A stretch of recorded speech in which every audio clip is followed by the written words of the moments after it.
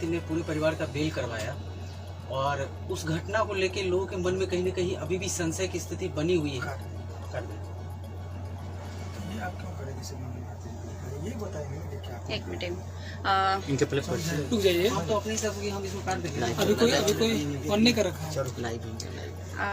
साल भर बाद अब जेल से बाहर आ चुके हैं। जेल से बाहर आने के बाद भी पब्लिकों के मन में बहुत सारे सवाल हैं आपको लेकर। आप पे जो आरोप लगे वो आपके ही अपने बेटी के द्वारा लगाया गया, तो उन आरोपों को लेकर आज आप क्या कहना चाहेंगे?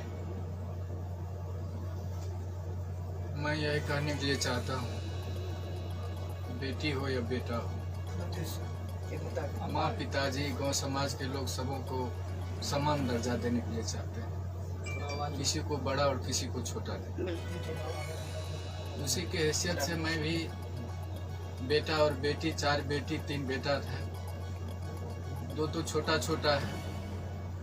3 बेटी का शादी जमीन सुध भरना लगा करके कुछ शादी कर सल्टा दिए थे। चौथा में ये थी, मन में जिज्ञासा था कि अच्छा ढंग से इनका भी शादी करें, लेकिन परिस्थिति डोल,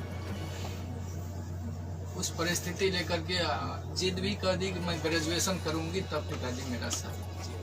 भरोसा दिलाई, सहानुभूति हुआ, अच्छा शिक्षा की ओर झुकाव है तो थोड़ा और सहानुभूति दे करके क्रेडिट लोन ले, विद्यार्थी क्रेडिट लोन ले करके इनको ग्रेजुएशन करवा देते हैं। शिक्षा का विनाश नहीं होता है।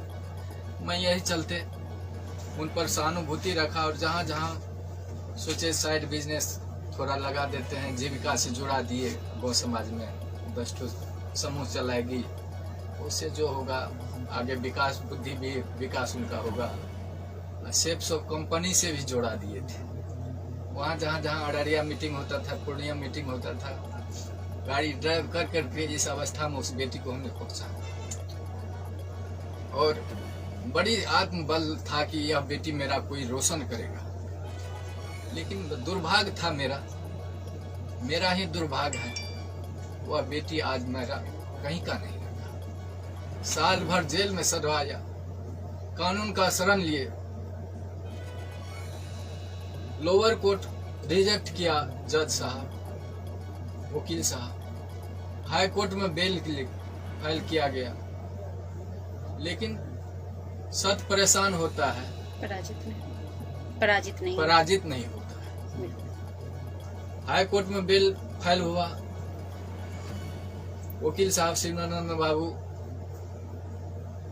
वकील साहब अजय ठाकुर हाई कोर्ट से रिजेक्ट भी करवा करके किसी तरह से बेल का अनुसंधान जारी किए कि ऐसा जो भी परमात्मा का मौज हुआ, इन लोगों की सहानुभूति मिली। आज साल भर भी जेल से में भी शिवनंदन बाबू की सहानुभूति वर्णन नहीं हो पाता।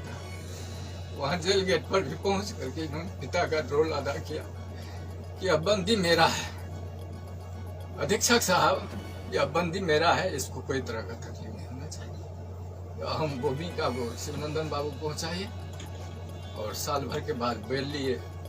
आज उन्हीं का कृपा है कि घर में मुझको नहीं रहा गया। जब बेटी कहा कि या इसको मैं देखना चाहता हूं कि आजीवन जेल में यह रहे, मेरा दिमाग नाच गया कि क्या हो रहा है। फिर भी एक शिक्षाप्रद कहानियां थी। एक बिच्छू जब पानी में डूब रहा था तो साधु महात्मा पार हो रहे थे, वह बिच्छू को बचाने के लिए अपने हाथ पर लिया। बिच्छू 2 बार डंक मारा, डंक को सह कर करके महात्मा ने वह बिच्छू को पार लगा दिया।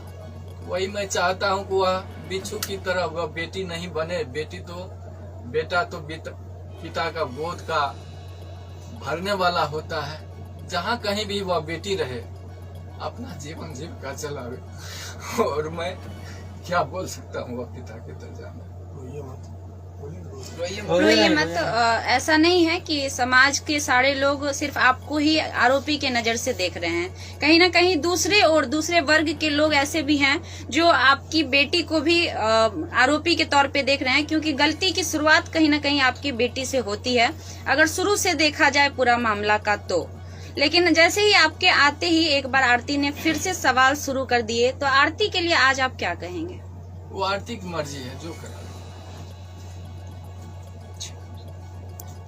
अब आपके अच्छा 1.5 साल तक, साल भर तक आप लोग जेल में रहे, आपका एक छोटा बेटा भी है, आपकी बूढ़ी माँ भी है, किस प्रकार से आपका घर चल पाया इन दिनों? परमात्मा जाने। अच्छा, इन सारे भूमिकाओं में जितने दिन से आप लोग जेल में थे पूरे परिवार, तो वकील शिवनंदन भारती लगातार, जैसा आप बोले कि गार्जियन की तरह आपका देखभाल किए या फिर हमेशा मतलब इस केस को विशेष फोकस किए, क्या कुछ कहना है उनके बारे में? या वर्णन नहीं हो पाता। मतलब इतना बेहतरीन उनका परफॉर्मेंस रहा आपके केस को लेके। आप एक पिता हैं, लोग ये भी जानना चाहते हैं कि उस रात में असल में क्या हुआ था, कुछ आपको याद है? आप मतलब कुछ देखे थे? बता पाएंगे? आरोप तो झूठे भी लगते हैं, सही क्या है वो तो माननीय न्यायालय के ऊपर है, लेकिन आप कुछ बता सके थोड़ा सा? मालूम थोड़ा सा हुआ तो सोचा कि प्रेम तो अंधा होता है।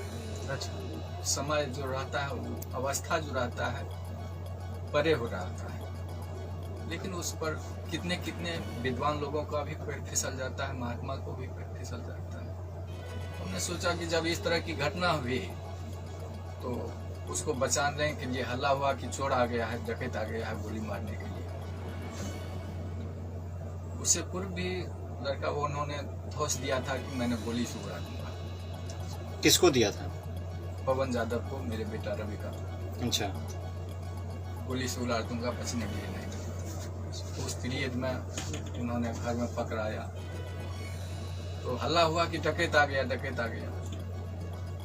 डकैत के दरमियान में पहचाने उसको तो कहा, देखे मेरा जात भाई है, बच्चा है, पैर फिसल गया। उसको बचाने के ख्याल से मैंने घर में बंद किया, और उस दरमियान में कैसे उसका मौत हो गया जांच का विषय, मतलब आपको इसके बारे में इसके बाद विशेष कुछ जानकारी नहीं?